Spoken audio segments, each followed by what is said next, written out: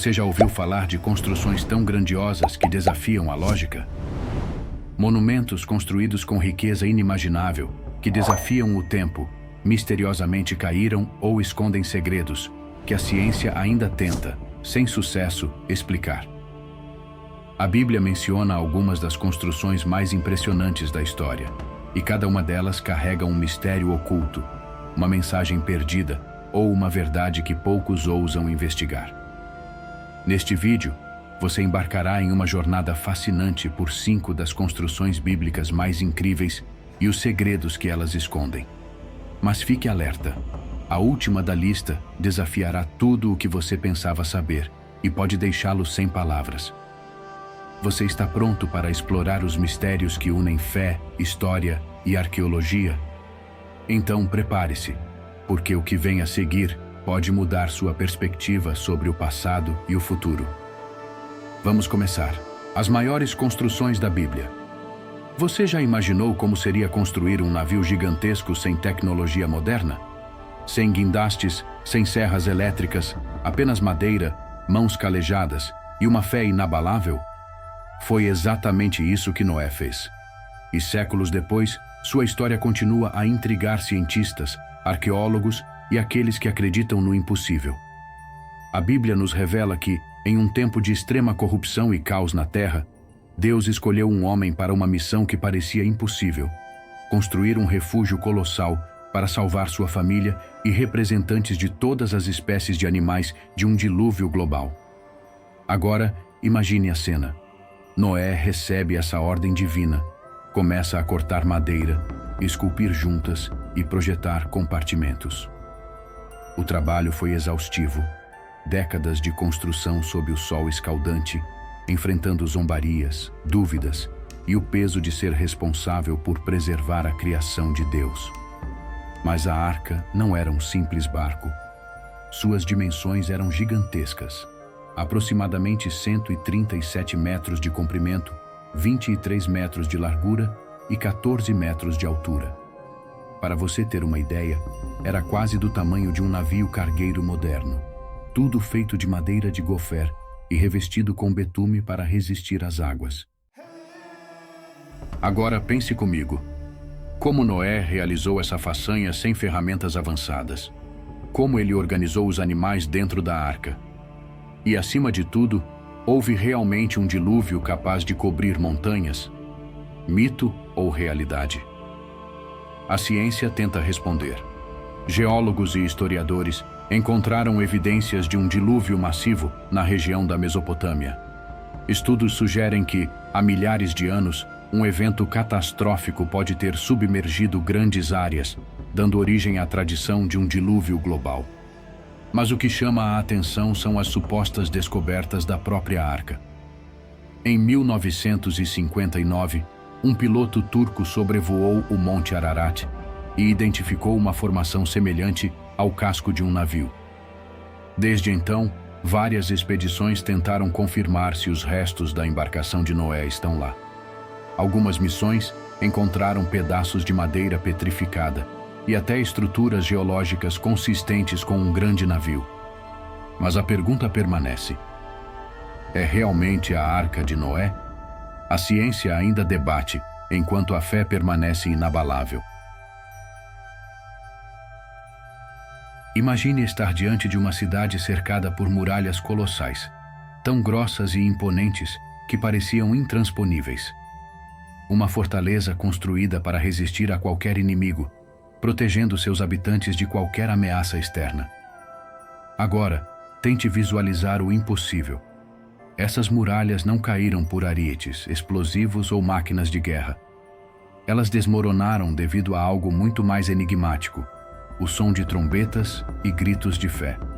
Essa é a história de Jericó, uma das cidades mais antigas da humanidade e o cenário de um dos eventos mais misteriosos e controversos da Bíblia. Um evento tão extraordinário que ainda desafia a lógica e intriga cientistas e historiadores. Mas isso realmente aconteceu? E, mais importante, o que a ciência tem a dizer sobre esse impressionante colapso? De acordo com os relatos bíblicos, Jericó era uma cidade fortificada, protegida por muralhas tão altas e resistentes que qualquer ataque parecia praticamente impossível. Para os israelitas que haviam vagado pelo deserto por 40 anos, conquistá-la parecia um desafio insuperável. Mas Deus tinha um plano que desafiava todas as estratégias militares conhecidas. O exército israelita recebeu uma ordem peculiar: marchar ao redor da cidade uma vez por dia, em completo silêncio, por 6 dias. Nenhum ataque, nenhuma arma, apenas uma marcha silenciosa, como se estivessem esperando por um sinal invisível. No 7º dia, algo diferente deveria acontecer. 7 voltas ao redor da cidade, trombetas ecoando pelo ar e um grito unificado de todo o povo. E então, abrupta e inexplicavelmente, as muralhas simplesmente desmoronaram. Não por máquinas de guerra, não por terremotos previsíveis, apenas pelo som. Agora, pare e pense. Isso é possível? Como uma simples marcha e o som de trombetas poderiam derrubar muralhas tão resistentes? Ao longo do século XX, arqueólogos começaram a investigar Jericó em busca de respostas. E foi aí que a história ficou ainda mais interessante. Na década de 1950, a arqueóloga britânica Kathleen Kenyon realizou uma escavação detalhada na região e fez uma descoberta chocante. Havia de fato ruínas de uma grande muralha que parecia ter desmoronado subitamente. Mas a parte mais surpreendente, as evidências sugeriam que as muralhas caíram de dentro para fora. Isso era algo completamente incomum. Normalmente, quando uma cidade é invadida, as muralhas são derrubadas de fora para dentro devido a ataques. Mas em Jericó, o colapso pareceu ter vindo de dentro. Isso coincide com o relato bíblico. As muralhas não foram derrubadas por forças humanas, mas por algo muito maior. Mas e se houver uma explicação natural para esse evento? Alguns pesquisadores sugerem que um terremoto pode ter sido a causa real do colapso. De fato, Jericó está localizada em uma falha geológica e tremores são relativamente comuns na região. A ideia do terremoto faria sentido se não fosse por um detalhe crucial: como Josué e os israelitas poderiam ter previsto exatamente quando um terremoto aconteceria? E mais, como ele poderia ter ocorrido exatamente no momento das trombetas e dos gritos de guerra? Se um terremoto foi responsável, então teríamos que admitir uma sincronicidade quase impossível. Poderia este ser um daqueles casos em que a ciência e a fé se encontram? E se Jericó caiu devido a um evento muito além do que podemos explicar? Uma coisa é certa: a história de Jericó continua sendo um dos maiores mistérios da arqueologia bíblica. Mas prepare-se, porque a próxima estrutura que exploraremos é ainda mais misteriosa e desafiadora. Imagine um edifício tão grandioso que suas paredes eram cobertas de ouro puro, refletindo a luz do sol em um brilho celestial. Um lugar tão sagrado que foi construído para abrigar a própria presença de Deus. Este era o Templo de Salomão, a obra-prima da arquitetura sagrada de Israel, uma construção envolta em mistério, reverência e poder. Mas como tal maravilha arquitetônica foi erguida? O que a arqueologia revela sobre sua existência? E mais importante, qual é o seu verdadeiro significado espiritual? A história começa com Davi, o grande rei de Israel. Seu coração ardia com o desejo de construir um templo para Deus. No entanto, essa missão não seria sua, mas de seu filho e sucessor, Salomão, o rei mais sábio da história. O local escolhido não foi por acaso. O Monte Moriá, um ponto de energia e fé, era o mesmo lugar onde, séculos antes, Abraão quase sacrificou seu filho Isaque. Um local marcado por eventos sobrenaturais e divinos. Mas a construção do templo não seria apenas uma façanha da engenharia. Seria um projeto colossal, onde cada detalhe tinha um propósito divino. As pedras usadas na construção foram cuidadosamente cortadas, preparadas e esculpidas longe do local da construção. Um detalhe impressionante: nenhum som de martelos ou ferramentas foi ouvido no local, em conformidade com o comando de Deus. Isso levanta uma questão intrigante. Como era possível mover blocos gigantes de pedra encaixá-los perfeitamente e erguer um templo monumental, sem o uso de ferramentas barulhentas no local. Os cedros do Líbano, uma das madeiras mais nobres da época, foram trazidos de terras distantes. Seu aroma sagrado enchia o ar, e seu uso não era apenas estético, mas um símbolo de realeza e conexão com o divino. E então vem o detalhe mais impressionante. Todo o interior do templo era coberto de ouro puro. As paredes brilhavam com um brilho celestial, e querubins esculpidos, palmeiras e flores adornavam cada canto, criando uma cena que transcendia a realidade terrena. Mas o verdadeiro coração do templo era um lugar ainda mais sagrado, o Santo dos Santos.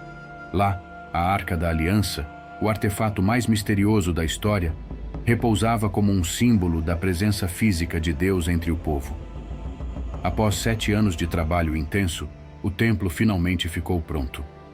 Mas o que aconteceu no dia de sua inauguração foi algo que ninguém poderia ter previsto.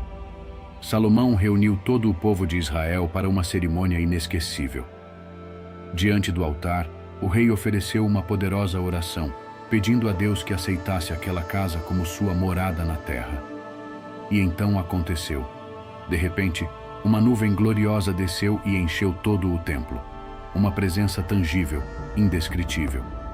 O que se seguiu foi ainda mais impressionante. Fogo do céu caiu sobre o altar, consumindo os sacrifícios diante dos olhos atônitos dos israelitas. Era o sinal definitivo. Deus aceitara aquele templo como seu santuário. O povo se ajoelhou em reverência.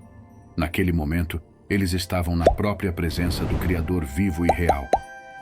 Mas a história não termina aqui. O Templo de Salomão permaneceria um enigma ao longo dos séculos. Seus segredos, sua destruição e os mistérios que o cercam ecoam até os dias de hoje. E prepare-se, porque a próxima construção que exploraremos é ainda mais impressionante e desafiadora. Imagine um mundo onde toda a humanidade fala uma única língua. Não há barreiras, nem fronteiras. Todos os povos vivem em perfeita comunicação, unidos por um único propósito: construir uma torre tão alta que alcançaria os céus. Mas essa ambição, em vez de aproximar os homens de Deus, despertou sua ira. E então algo inacreditável aconteceu. A comunicação foi irreversivelmente quebrada, e a grande construção foi abandonada para sempre. Mas o que realmente foi a Torre de Babel? Ela realmente existiu? O que a arqueologia tem a dizer sobre essa história? E mais importante, que grande lição essa construção nos ensina ainda hoje? A Bíblia nos conta que após o grande dilúvio, os descendentes de Noé começaram a se espalhar pelo mundo e repovoar a terra. Por um tempo, eles permaneceram unidos, falando uma única língua, algo que lhes dava um poder extraordinário, a capacidade de se organizar sem limites, de avançar sem obstáculos. Em algum momento, essas pessoas decidiram se estabelecer na planície de Sinear, uma área que hoje corresponde à antiga Mesopotâmia. Mas eles não queriam apenas viver lá, queriam deixar sua marca. Com tecnologia inovadora para a época, tijolos cozidos no fogo e betume como argamassa, eles começaram a construir uma estrutura monumental. Uma torre tão grande, tão ambiciosa, que se tornaria o símbolo máximo da autossuficiência humana. Vamos fazer um nome para nós mesmos, para que não sejamos espalhados pela face da terra. Gênesis 11:4. Eles proclamaram. Eles queriam alcançar os céus, mas não apenas isso. Queriam desafiar Deus. A construção progrediu. A torre subiu cada vez mais alto e o poder do homem parecia ilimitado. Mas então Deus interveio. Ele observou a obra e tomou uma decisão radical: confundir a língua dos homens, para que não pudessem mais se entender. Agora, tente imaginar a cena. Um pedreiro pede um tijolo, mas seu colega entende que ele pediu água. O mestre de obras tenta dar ordens, mas ninguém o entende. O que antes era um projeto unificado se tornou um caos absoluto. Em questão de momentos, o canteiro de obras virou um pandemônio.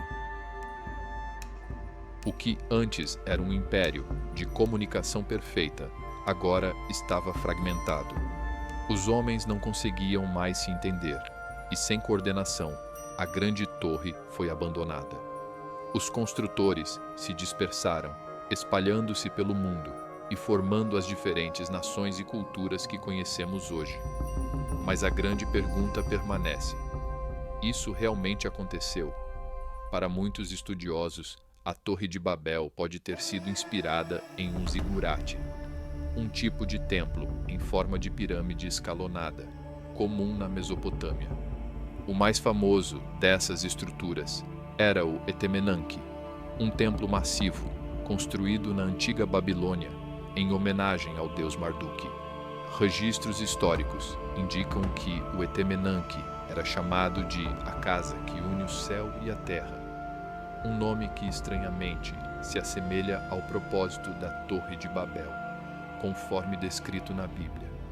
Ao longo dos séculos, o templo foi destruído e reconstruído várias vezes, antes de ser abandonado definitivamente. Poderia ele ser a torre original, mencionada nas Escrituras? Não há uma resposta definitiva, mas a semelhança entre as descrições é impressionante. Mais do que uma história sobre a fragmentação da linguagem humana, a história da Torre de Babel pode ser interpretada como um aviso atemporal. Até onde vai a ambição humana? A busca incessante por poder e grandeza poderia nos levar a desafios além de nossa compreensão. E prepare-se, porque a próxima estrutura que exploraremos guarda segredos ainda mais surpreendentes. Imagine viver em uma época de dor e exílio. Seu povo foi arrancado de sua terra, levado à força para uma nação estrangeira, e você assistiu enquanto seu templo sagrado, o coração de sua fé, era reduzido a escombros.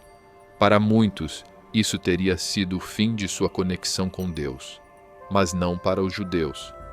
Quando eles retornaram do cativeiro babilônico, trouxeram consigo um sonho: reconstruir o templo e restaurar sua fé. O segundo templo de Jerusalém não era apenas um edifício, era um símbolo de renascimento, esperança e identidade para uma nação inteira. Mas como essa grandiosa construção foi erguida? O que a tornou especial? E, acima de tudo, por que ela foi destruída de forma tão trágica? Após 70 anos de exílio na Babilônia, os judeus finalmente foram autorizados a voltar para casa. O rei persa Ciro, o Grande, não apenas permitiu seu retorno, mas também ordenou a reconstrução do templo e ajudou a financiar o trabalho. Mas quando começaram a construir, enfrentaram uma realidade dura. O novo templo não seria como o de Salomão. Era menor, menos luxuoso, sem a Arca da Aliança, sem o brilho do ouro puro cobrindo suas paredes. Os anciãos, que ainda se lembravam do primeiro templo, choraram de tristeza. A nova estrutura parecia pálida em comparação com a glória anterior. Mas então algo inesperado aconteceu. O profeta Ageu trouxe uma mensagem surpreendente. A glória deste último templo será maior do que a do primeiro. Ageu 2:9. Mas como isso poderia ser? Como um templo aparentemente inferior poderia ser mais glorioso que o de Salomão? Séculos depois, Herodes o Grande, um rei ambicioso, obcecado por grandiosidade, decidiu expandir e embelezar o segundo templo. O que antes era uma estrutura modesta se tornou uma das maravilhas do mundo antigo. O pátio do templo foi duplicado em tamanho, criando um vasto complexo religioso. Colunas monumentais e grandes passagens foram construídas, impressionando qualquer visitante.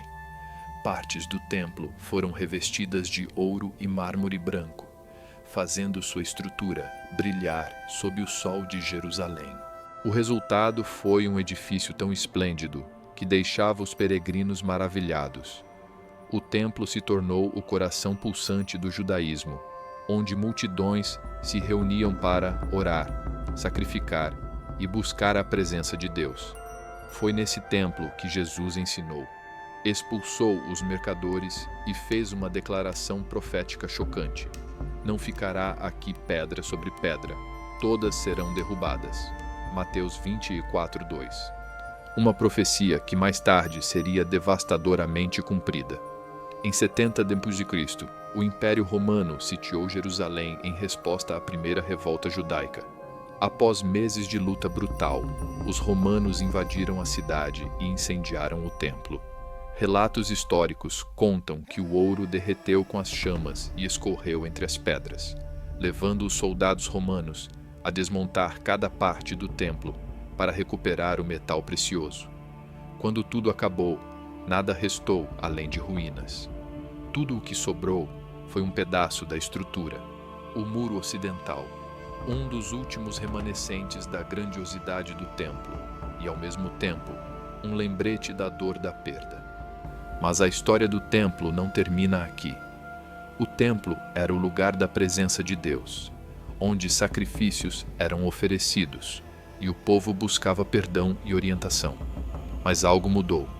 Jesus trouxe uma mensagem revolucionária. Ele declarou: destruam este templo, e eu o levantarei em 3 dias. João 2:29. Ele não estava falando apenas de pedras e paredes. Ele estava falando de si mesmo. O verdadeiro templo não seria mais um edifício. Deus habitaria nos corações das pessoas. Agora, pense comigo. Se Deus quer habitar em você, sua vida está preparada para recebê-lo. Deixe essa reflexão ficar com você. Obrigado por assistir até aqui. Que Deus te abençoe e nos vemos em breve.